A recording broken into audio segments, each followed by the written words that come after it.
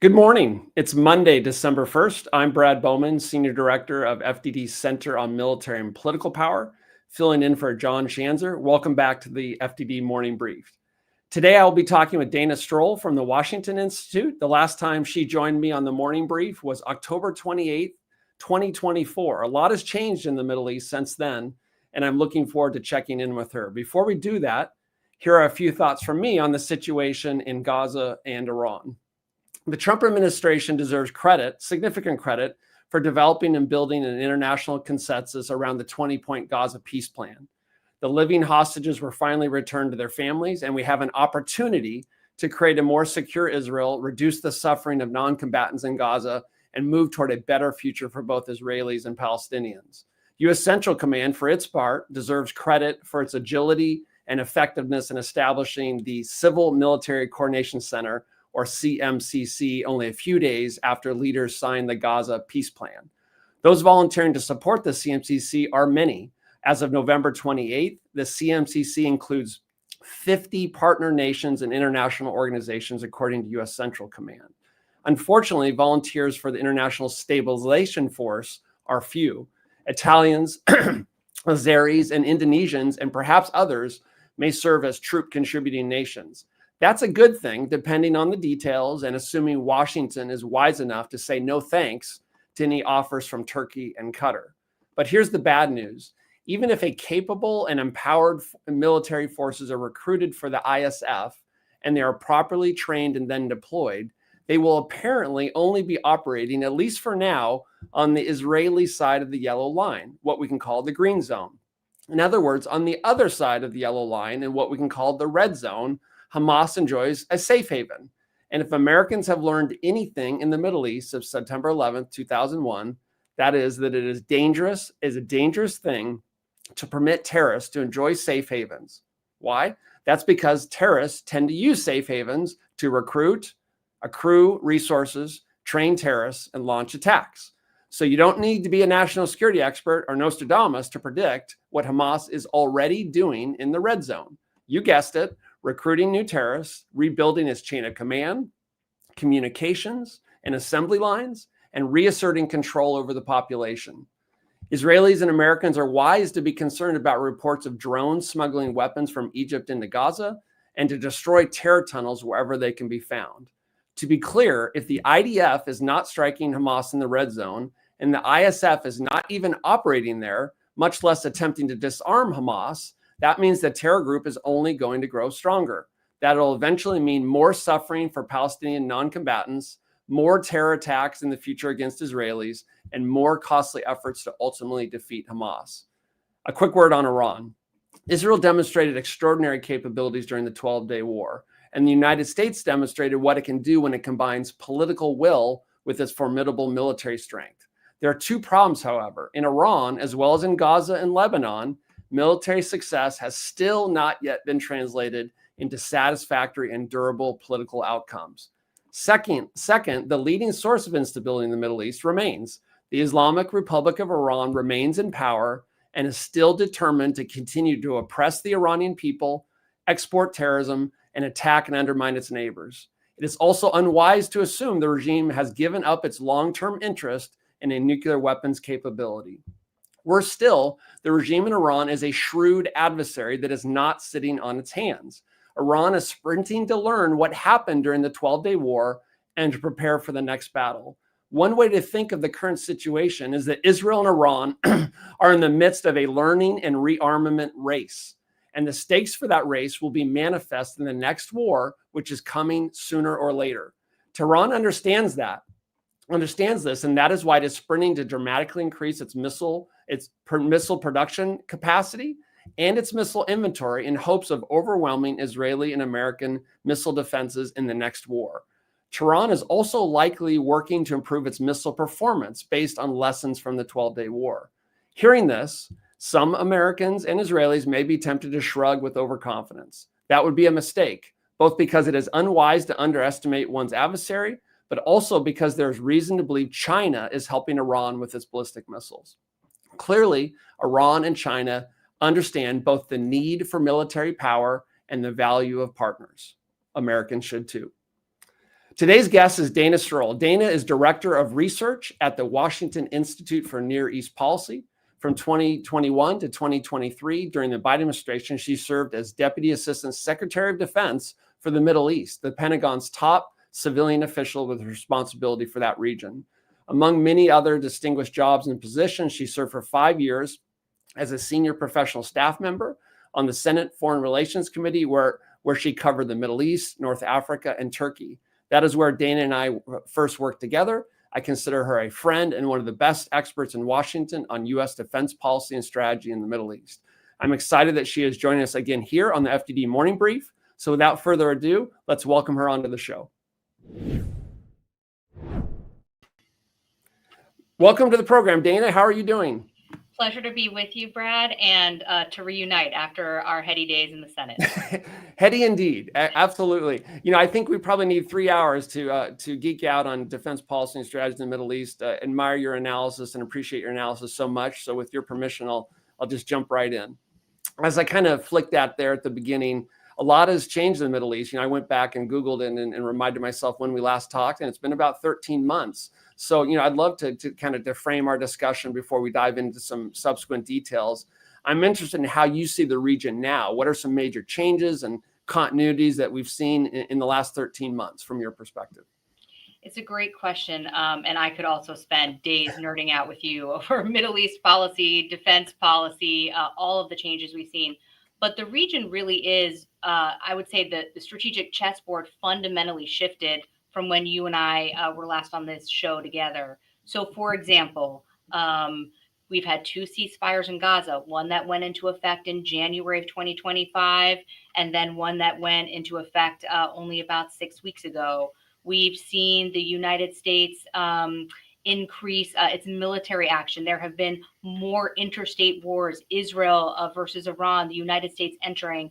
And most importantly, there's been changes in leadership across the region. So in Beirut, new government in Lebanon, Israel-Lebanon ceasefire. We are just passing the 1-year anniversary of a Lebanon-Israel or a Hezbollah-Israel ceasefire. In December of 2024, we had the fall of the Bashar al-Assad regime in Damascus. We now have new leadership in Damascus. That leadership is now receiving significant sanctions relief. You and I worked on the sanctions that were imposed by Congress on Bashar al-Assad for his regime's transgressions. And now we have a new leader in Damascus who's been welcomed in Washington and is receiving sanctions relief and really unprecedented support to stabilize Syria. So we used to talk about Iran as the driver, the center of instability across the Middle East. And Iran did that through its nuclear program, its missile arsenal, and its terror network. And now 1 year later, since at least I was on the podcast, each of those has been significantly rolled back. Hamas severely degraded in Gaza, Hezbollah very degraded in Lebanon, to the point where we just had another targeted Israeli strike on a Hezbollah military leader, and we have yet to see the organization actually escalate against Israel. Totally different situation in Syria. We've seen more strikes and a lot of the Houthi top leadership in Yemen taken out. And of course, the missile arsenal severely degraded and the nuclear program in Iran rolled back. So we can imagine now a different region, not dominated by Iran and its hegemonic ambitions, but where the people of the region, the governments of the region, have an opportunity to actually deliver for their people without a menacing Iran on top of it. And that's where I would say where the continuity is that the fundamental drivers of instability, weak governments, weak regimes in which you can have the proliferation of narco-terrorists, terrorism, proliferation of weapons, all of these things still exist today. So the military conditions have been set in the last year to move to sustainable political processes, but we haven't actually seen delivery on those political processes. That's great. I think that's excellent. One of the biggest changes, it's kind of obvious when you say it, but I think it's important that we've seen since we last talked, is that we have a new president. So what is your assessment of the Trump administration's defense policy and strategy in the Middle East in light of the context you just set? And how do you see it as different than former President Biden's approach? Well, first, given the rhetoric during the Trump campaign and from the advisors closest to him, what I would have expected would be that the United States has significantly invested in the Middle East for so long, and we need to reprioritize. That we need to reprioritize looking at the Asia Pacific theater, and we also need to reprioritize on the homeland, that we can leave some of the crises abroad to capable partners, or there's not really a stake in it for the United States in the same way that we are over resourced, et cetera. So when I think about the Trump administration coming into office in January of this year, what I thought might happen is they would look at the increase in posture in the Middle East, the 2 aircraft carriers, the surge in air defense, the THAADs in Israel, the Patriot batteries across the Middle East, the increase in U.S. deployment numbers, the increase in assistance, military aid across the Middle East. And of course, we are still leading the Defeat ISIS coalition in Iraq and Syria. And President Trump would say, we've done this long enough. It's time to pack up and come home. And actually, that's not what we've seen at all. We've seen a doubling down and almost an increase in reliance on the military instrument in the first year of the Trump administration. So we saw Operation Rough Rider, which was a very decisive military campaign against the Houthis in Yemen, led by the U.S. military, that, of course, ended with an ambiguous ceasefire and a commitment to not attack U.S. military assets without any commitment about what the Houthis vis-a-vis Israel or Saudi or other partners. We've seen the Trump administration really back Israel. So compared to the Biden administration, there was a lot of tension over the manner of Israeli operations in Gaza. That is gone with this administration. We saw the Trump administration join as a co-combatant with Israel over the summer in the 12-day war. And now we're seeing this increase in military resources to what you were talking about in your opening remarks, the Civil Military Coordination Center. So CENTCOM, again, stepping up, sending hundreds of soldiers who are now deployed inside Israel to support this mission. So very, very active. And I would say one big change from the Biden administration is that the Biden administration's approach to military force was more incremental. So really concerned about managing escalation and both willing to invest resources and increase military posture to prevent huge outbreak of war and also to support Israel while Israel fought a multi-front war. What we've seen with the Trump administration is a willingness to, I would say, climb up that escalation ladder much faster. And a great example of that is entering into combat with Israel during the 12-day war.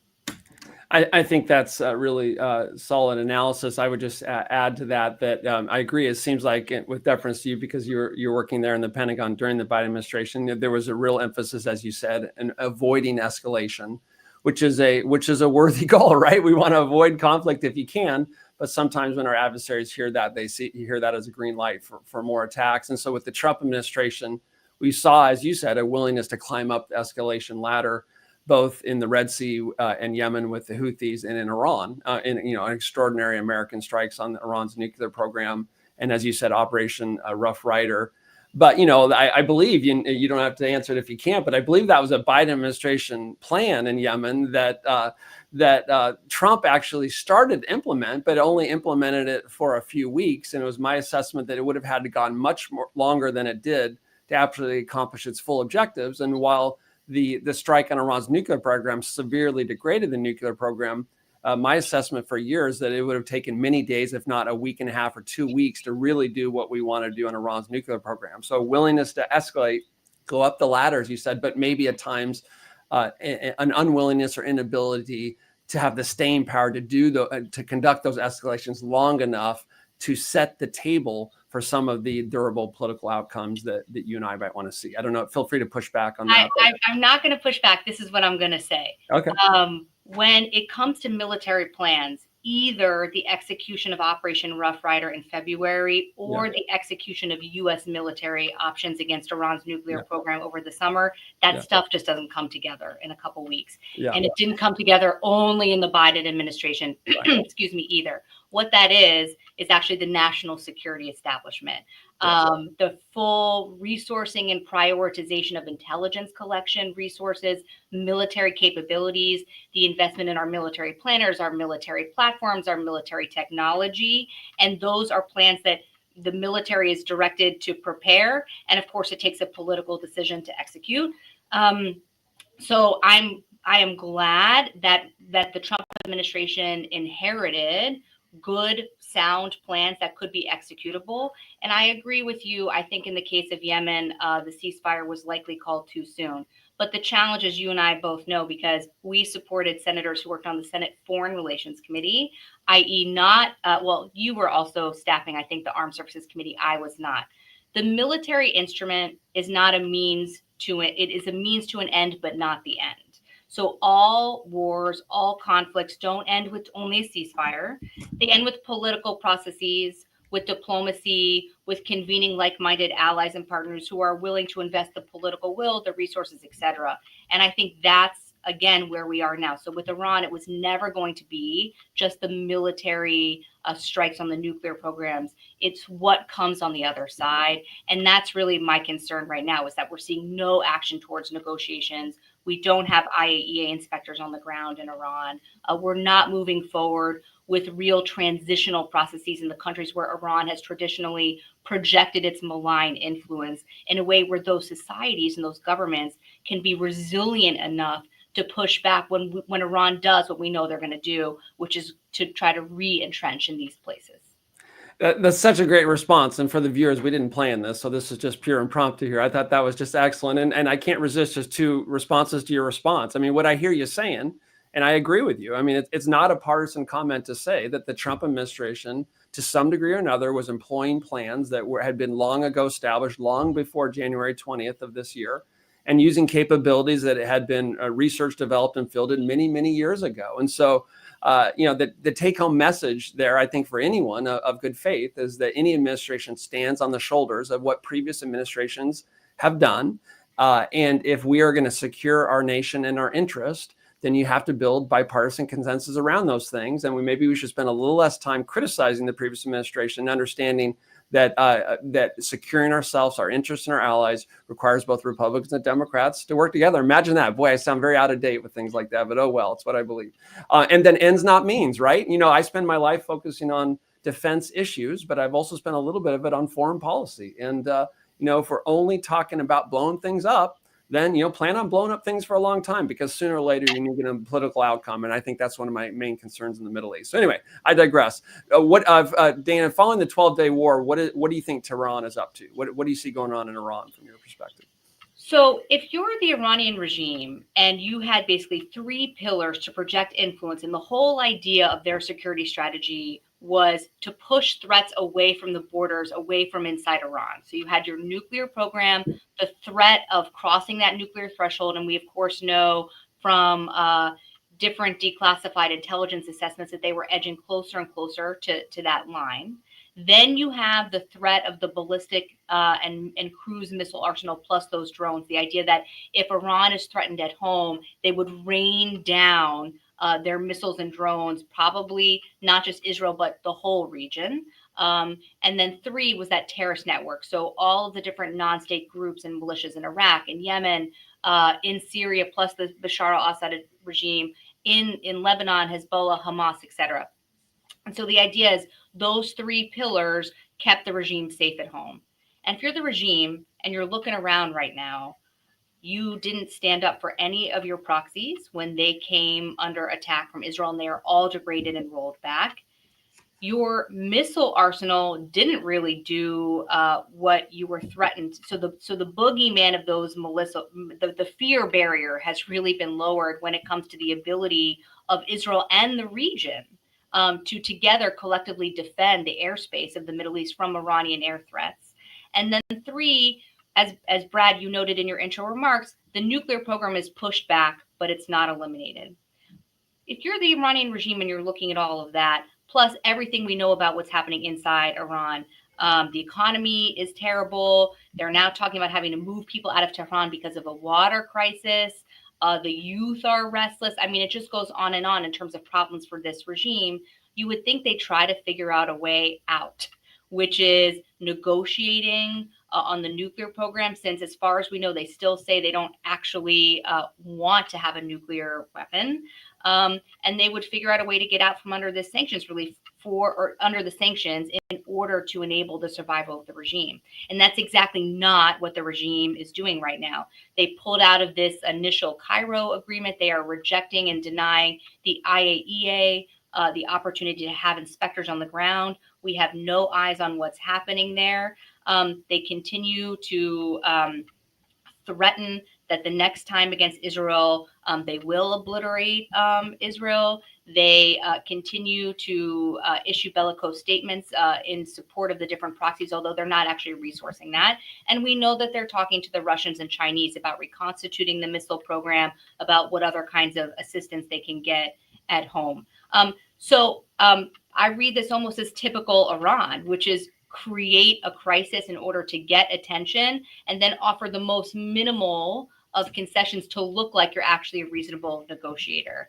Now we have this whole rumor of the Crown Prince of Saudi Arabia, Mohammed bin Salman, when he came to Washington, D.C., apparently delivered a message to President Trump that they'd like to negotiate. So it sounds reasonable, but there's really not a lot of there. And I think the question now is, given that we've executed that military option, given that we've returned to maximum pressure, and that President Trump is really shoring up our partnerships in the Middle East, Saudi Arabia, UAE, Qatar, he's working with all these partners. How can we apply that pressure to actually get to an outcome that's beneficial for the region with respect to Iran? That's what I don't see happening at this point. So the Trump administration, to some degree or another, has cast a shadow of power of the negotiating table. Are we going to use that shadow power to accomplish something durable and positive for our country, or are we going to let it fritter away? You mentioned the Saudi Crown Prince. He was in Washington. He had a wish list. On that wish list was the procurement of the F-35. What are your thoughts on U.S.-Saudi relations? I know that's something you really focused on when you were leading in the Pentagon. So your thoughts on U.S.-Saudi relations, F-35, normalization, Israel's QME, all in about everything. 2 minutes. Go for it. 2 minutes or less. Yeah. Okay. So first of all, what is interesting to me about the visit of the Crown Prince is I see it as continuity, not a departure. So what I mean by that is, generally for decades, what U.S. national security officials have thought about the Middle East and how we've talked to Americans about the Middle East is that if we don't pay attention, bad things will come out of the Middle East. Terrorism and Iran. And generally the idea was we needed oil stability. So we cared about oil, and the oil producing nations of the Middle East, and we would provide security. But that equation has really changed in recent years, specifically with the rise of the Gulf monarchies, who are not interested in only being oil producers, are quite interested in being global leaders, diversifying their economies at home, and preparing their populations, their societies, for global competitiveness abroad.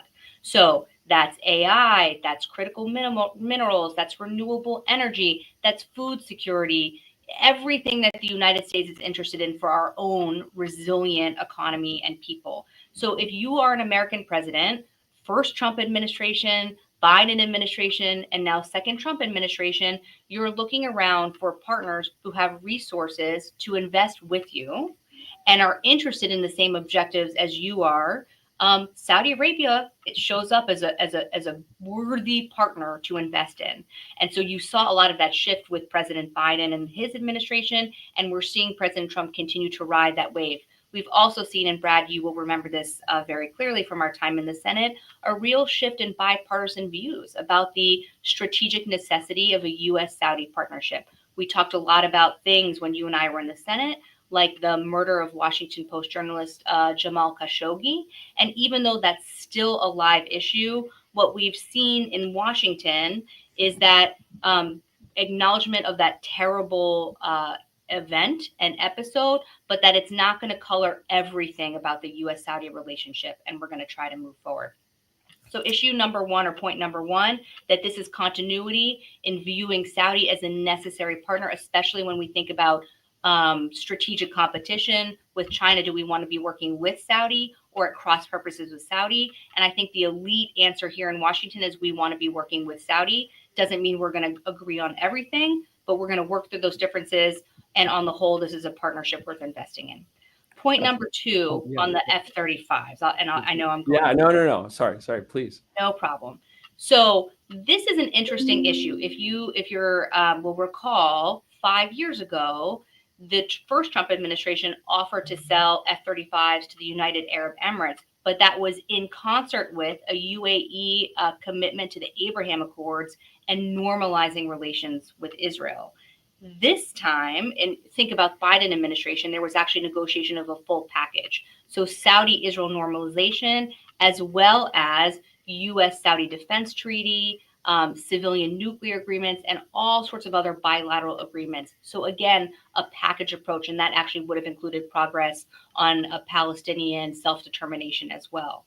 This time, no progress on Palestinian self-determination at this point in time, no imminent progress on Saudi Israeli normalization, even though the Crown Prince said at some point he would like to do that, but still a willingness by the Trump administration to advance all of those bilateral commitments. So they're still talking about a civilian nuclear agreement. He offered some sort of security guarantee, though we don't know what it is, and we know it falls short of a Senate ratified defense treaty, and a willingness to sell the F-35s to Saudi. Now, Israel's the only air force in the region that has them. We saw in the 12-day war with Iran how powerful that platform can be. And the unique thing that's happening here is the willingness to advance an F-35 sale to Saudi is being de-linked from normalization with Israel.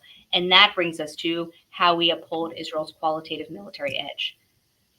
That's great. And I think that I agree with that. And I'll just say outright, I think that delinking is unwise. I mean, I for my part, and I published a piece with a colleague on this. I think Saudi Arabia is a valuable security partner for sure. I'd love to see additional movement towards something that I know you led on and worked on, and that is a regional security architecture led by Saudi Arabia and the U.S. that over time includes Israel and focuses on air and missile defense, intelligence, surveillance, reconnaissance, and maritime security. But before Riyadh receives the F-35, I think they need to answer some questions on China, including why did they do a naval exercise with China in October? You want our best aircraft? Why are you doing military exercises with China? Also, maybe some discussions about Saudi Arabia's ballistic missile program and potential work with China. And follow the law. There's a novel concept. Follow the law as it relates to Israel's qualitative military edge. I think there's a way to proceed on that.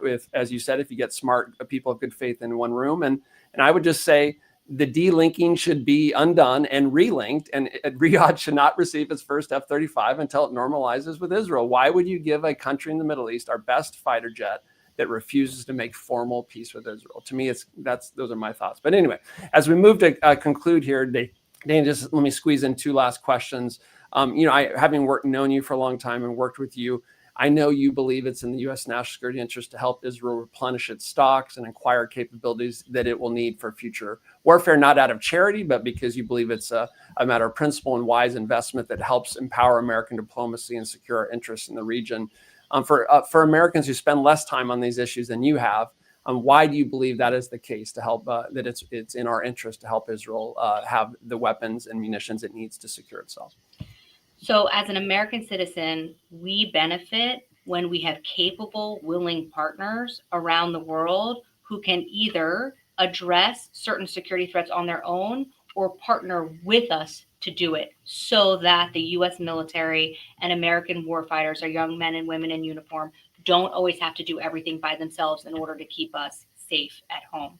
And Israel's just that. It's a capable, willing partner.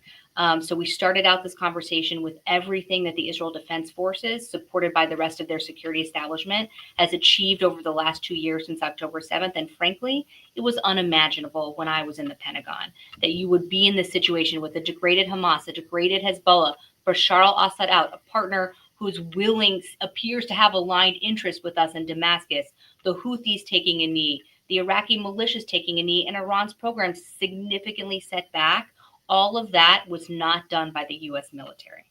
It was done by the Israeli military. So when we think about, and you and I just had a whole conversation about how the threats have been pushed back, but they're not eliminated. The Iranians are down, but they're not out. Their strategic intentions and their strategy have not changed. They will try to reconstitute. So are we going to do that ourselves, or are we going to look to have partners that we can work with? And when you look around the region, who's the partner that's most capable and willing to do this in the Middle East? It's Israel. And after the successes, military achievements we've seen over the past couple years, as we want to transition to political processes, what would be a more compelling strategic signal of support for U.S. partners than supporting Israel in replenishing its stocks and making sure it has the capabilities to defend itself so that, again, the U.S. military doesn't have to do it? Well said. Well said. If you have interests, you're either going to secure them yourself, someone else is going to secure them because they have a common interest, or you're going to do it together. So that pushes you toward having empowered allies and partners. And if you have allies and partners that are willing to throw punches in the pursuit and protection of common interest and countering common adversaries, that's a good thing that shouldn't be taken for granted. That's a nice segue to my last question. The current, as you know, but many of the viewers may not, the current memorandum of understanding between the United States and Israel ends in fiscal year 2028. That sounds like it's a long ways away. It's not. Discussions about what comes next are starting. As you know, these discussions are unfolding at a time when we have seen some troubling polling and commentary on both the right and left in the United States when it comes to Israel, demonstrating that many Americans don't understand the truth of what you and I just said.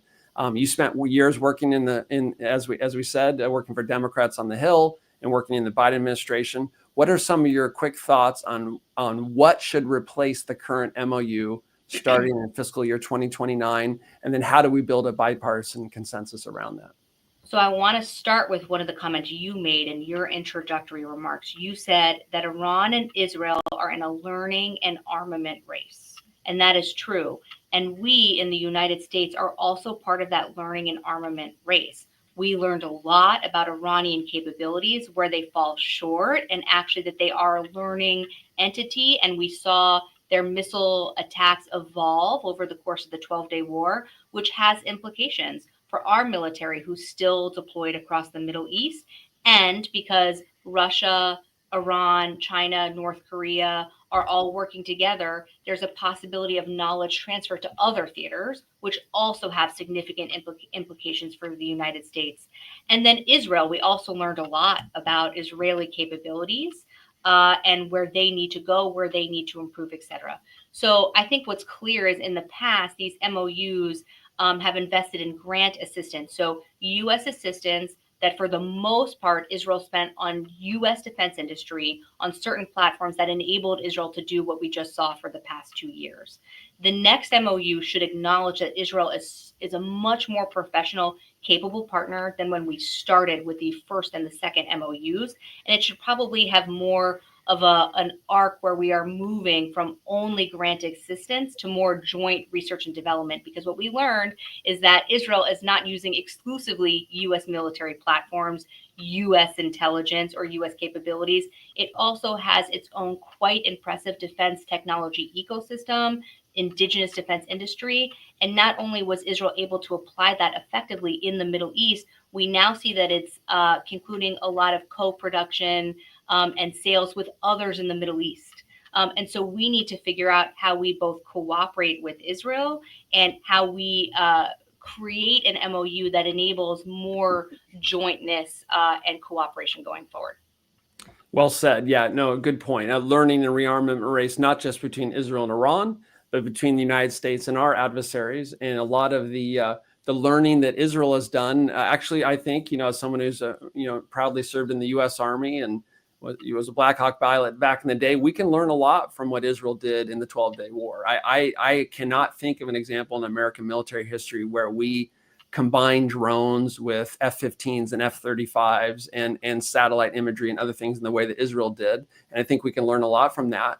And a lot of the technologies that Israel needs, America is going to need, whether it be in the Baltics or the Taiwan Strait. And that's why entities that already exist, like the U.S. Israel Operations Technology Working Group that's focused on autonomy, AI, robotics, and things like that, where we do research development, science and technology together, take advantage of Israeli agility, going from requirement to field combat capability, and Israelis take advantage of American economy of scale, and we benefit from each other's innovation, can help secure both countries for our common interests. And we are absolutely in a learning and rearmament or armament race with the Chinese Communist Party, and Israel and its military prowess is relevant to that. And I think we miss that at our own peril. So Dana, that was wonderful. I enjoyed it. I learned a lot as always talking with you. Thank you for your time. Thanks for joining us here on the FDD Morning Brief. Pleasure to be with you, Brad. Take care. Well, that's another episode in the books. If you're looking for more analysis, check out our website, fdd.org. Read our quick takes on X or watch the videos we post on Instagram and YouTube. Tune in Wednesday for another episode of the FDD Morning Brief. In the meantime, thanks for joining us today. I'm Brad Bowman, signing off for FDD.